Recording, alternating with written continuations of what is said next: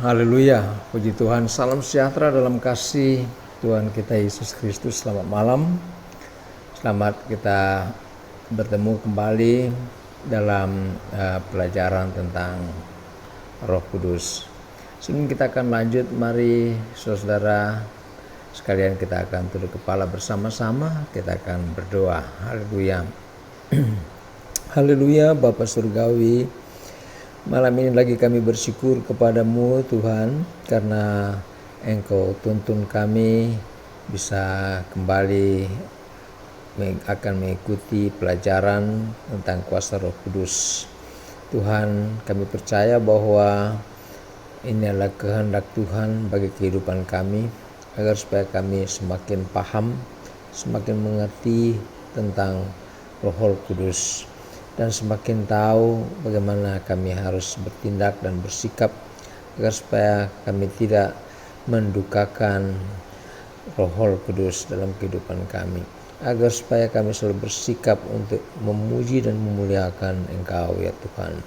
Bapa Surgawi, oleh sebab itu mari Kau tolong bukakan hati kami semua, agar supaya setiap benih firman yang akan kami dengar pada malam hari ini itu akan memberikan kekuatan bagi kami, semakin menambah iman kami kepadamu Tuhan. Terpujilah namamu, Engkau tolong hamba-Mu yang akan melayani. Kau beri dia hikmat, beri dia kekuatan dan kemampuan untuk bisa menyampaikan rahasia-rahasia kebenaran Tuhan. Terima kasih banyak Tuhan, kami akan mengikuti pelajaran ini dalam nama Tuhan Yesus Kristus. Haleluya, haleluya, amin.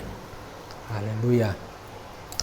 Puji Tuhan, saudara, kembali saya katakan bahwa malam hari ini kita akan lanjut pada bagian selanjutnya tentang pelajaran mengenai kuasa Roh Kudus. Bagian-bagian sebelumnya kita sudah berbicara tentang oknum Roh Kudus yang dia adalah merupakan salah satu dari oknum Allah, dan dia mempunyai tentu saja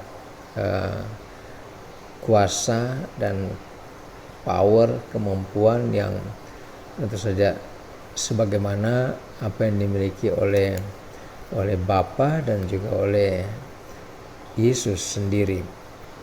Malam hari ini kita akan belajar tentang kepribadian, ya, serta secara khusus jiwa,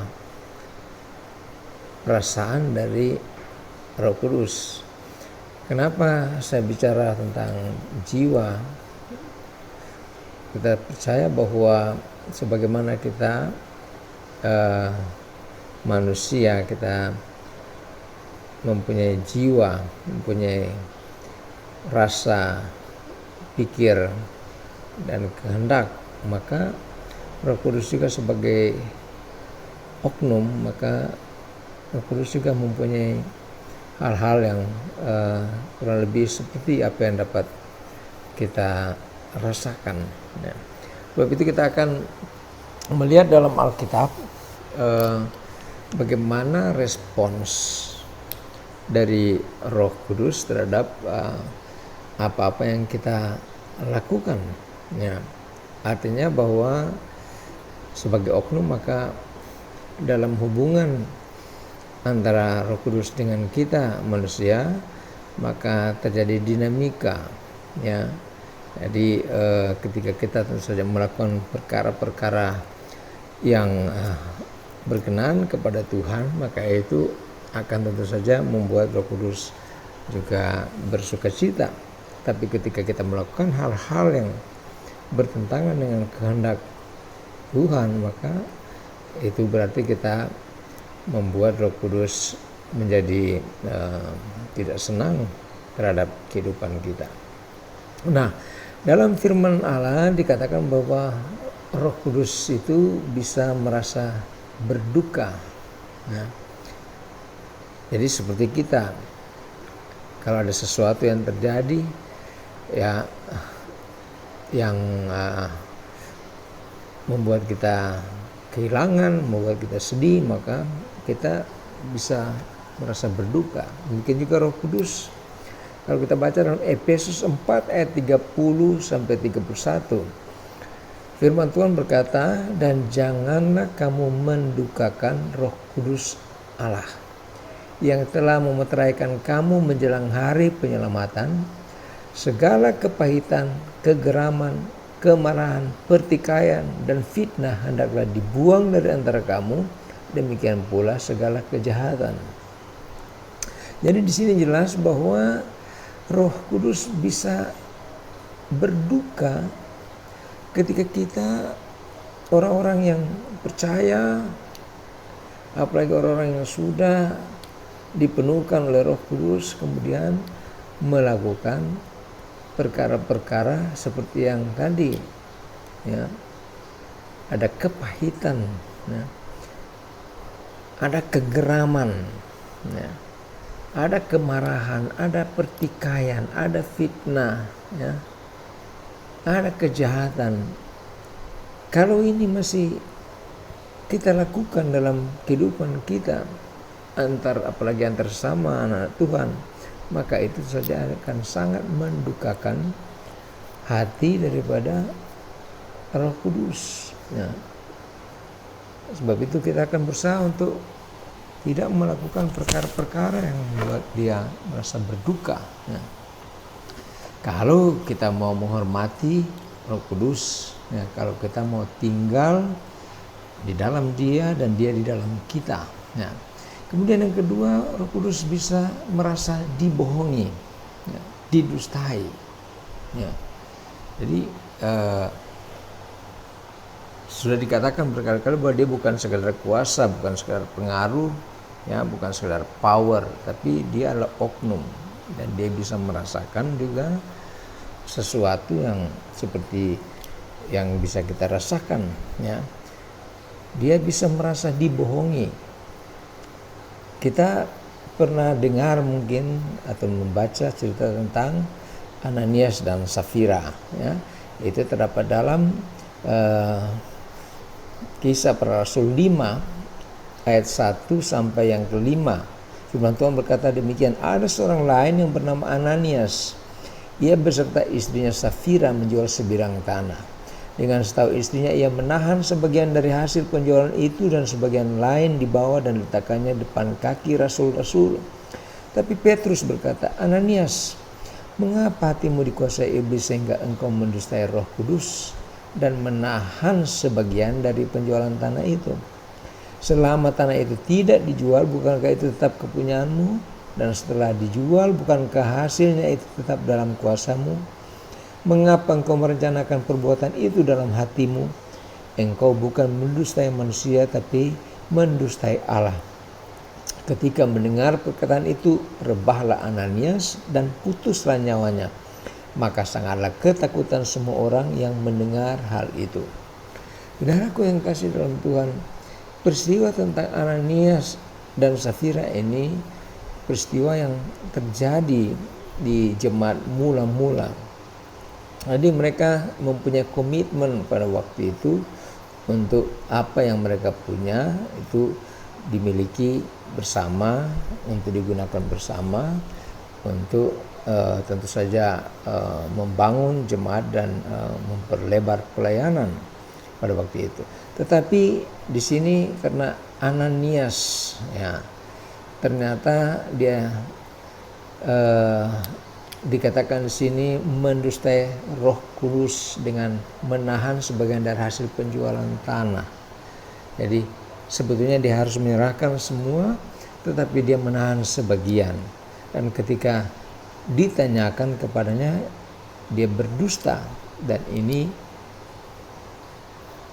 dianggap oleh Petrus sebagai dusta terhadap Roh Kudus. Dan sebagai akibat, konsekuensinya kita tahu semua bahwa bukan hanya Ananias yang mati, ya, tetapi juga istrinya Safira yang sama-sama bersekongkol untuk mendustai. Di sini katakan mendustai ke Roh Kudus, kedua-duanya mati secara tiba-tiba, ya.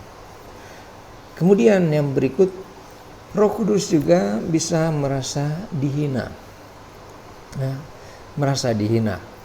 Dalam Ibrani 10 ayat 29, Ibrani 10 ayat 29 firman Tuhan berkata, betapa lebih beratnya hukuman yang harus dijatuhkan atas dia yang menginjak-injak anak Allah, yang menganggap najis darah perjanjian yang menguduskannya, dan yang menghina roh kasih karunia.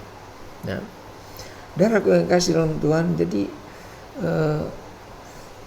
kita harus berhati-hati, ya, jangan sampai kita melakukan tindakan atau apakah itu pikiran, apakah itu perbuatan yang bersifat menghina Roh Kudus, ya.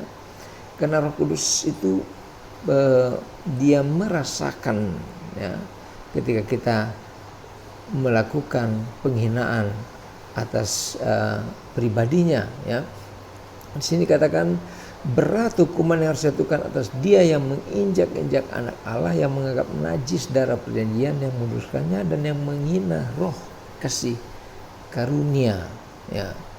Darah, oleh sebab itu kita harus waspada, ya, agar supaya jangan sampai kita melakukan hal-hal yang kemudian dapat dianggap sebagai penghinaan terhadap Roh Kudus, ya. Ada hukuman yang akan kita terima karena kita melakukan hal tersebut. Selanjutnya, Roh Kudus dikatakan bisa merasa dihujat, ya, merasa dihujat. Matius 12 ayat 31 sampai 32. Firman Tuhan berkata, sebab itu aku berkata kepadamu, segala dosa dan hujat manusia akan diampuni, tetapi hujat terhadap Roh Kudus tidak akan diampuni. Apabila seorang mengucapkan sesuatu menentang anak manusia, ia akan diampuni, tapi jika ia menentang Roh Kudus, ia tidak akan diampuni. Di dunia ini tidak, dan di dunia yang akan datang pun tidak. Nah, saudara, di sini jelas dikatakan bahwa jangan sampai kita melakukan penghujatan terhadap Roh Kudus, karena konsekuensinya di sini dikatakan bahwa ini adalah dosa yang tidak dapat diampuni, ya, tidak dapat diampuni baik di dunia ini maupun di dunia akan datang, ya. Saudaraku yang kasih dalam Tuhan, ada contoh dalam Alkitab tentang apa yang disebut dengan penghujatan, ya, terhadap Roh Kudus, ya. Dalam Markus 3 ayat 22 dan 23 firman Tuhan berkata, dan ahli-ahli Taurat yang datang dari Yerusalem berkata, ia kerasukan Beelzebul, dan dengan penghulu setan ia mengusir setan.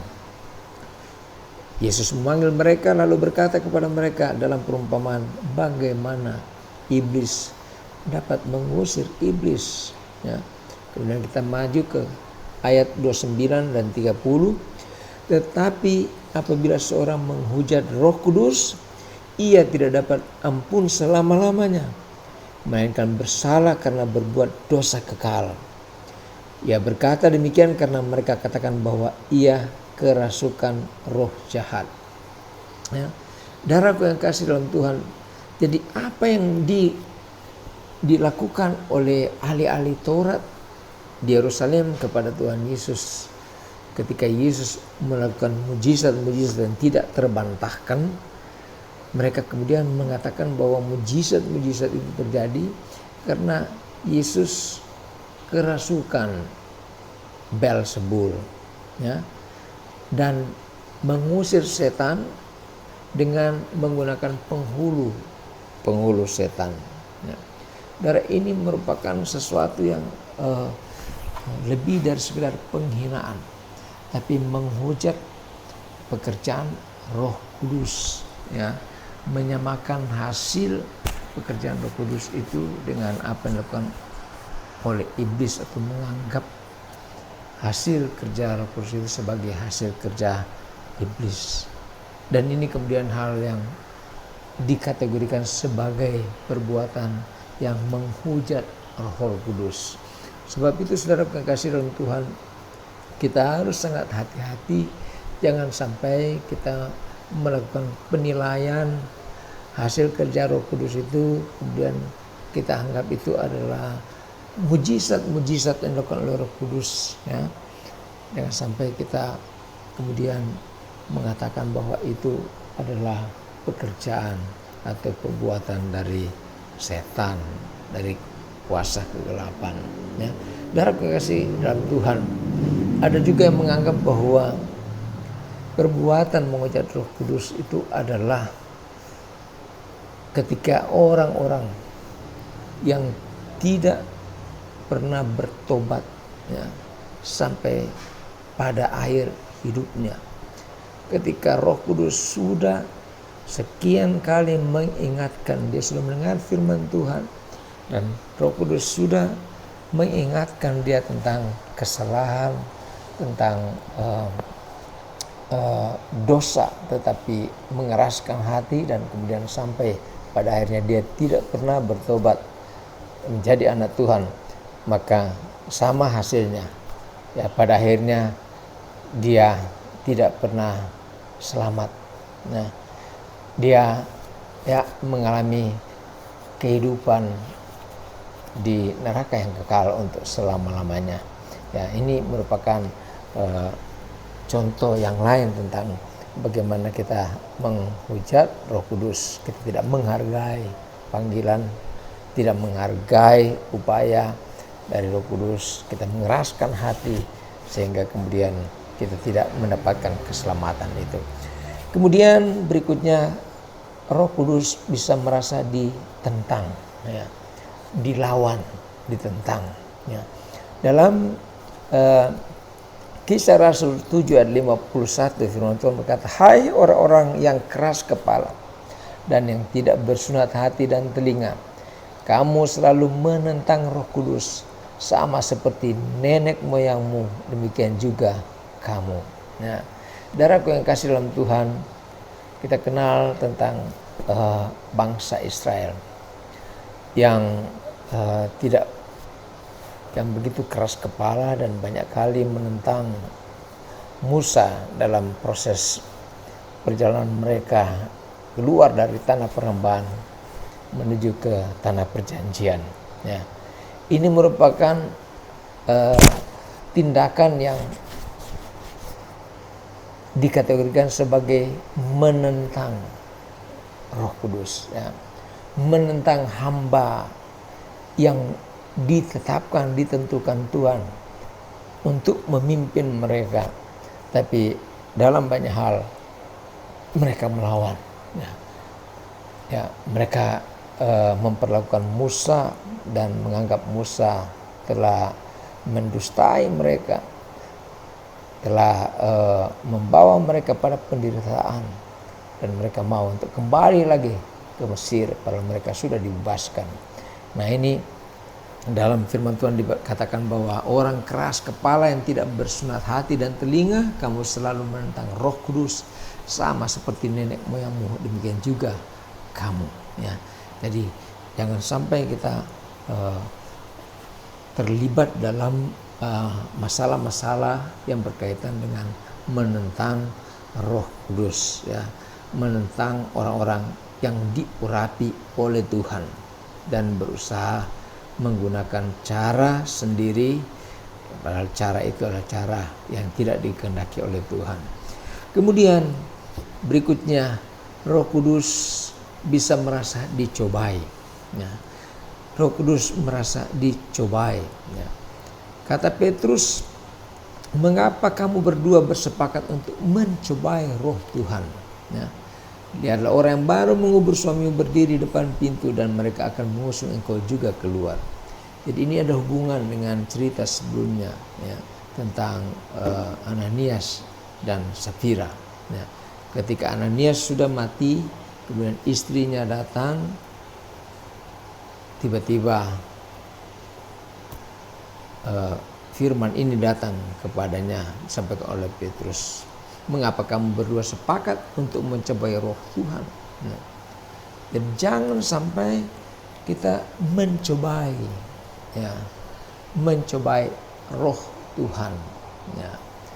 Dia sepakat dengan apa yang dikatakan oleh suaminya, ya, dengan Ananias waktu dikonfirmasi apa benar, ya, bahwa inilah kekayaanmu yang kamu jual. Dia katakan benar seperti itu. Berarti dia sama dengan suaminya, dia berdusta, dan itu dikategorikan sebagai upaya untuk mencobai roh Tuhan. Mungkin karena tidak melihat, ya, dengan kasat mata bahwa ada roh Tuhan di situ. Jadi orang berpikir bahwa toh biar dia berdusta pasti tidak ada yang tahu. Tapi dia lupa bahwa Roh Kudus dia maha tahu, ya. Dia maha tahu, dan dia tahu kalau kita melakukan sesuatu yang tidak sesuai dengan kehendak Tuhan. Kita tahu kalau kita berdusta, dan oleh sebab itu konsekuensi diterima oleh Safira juga. Dia harus tiba-tiba mati pada waktu itu.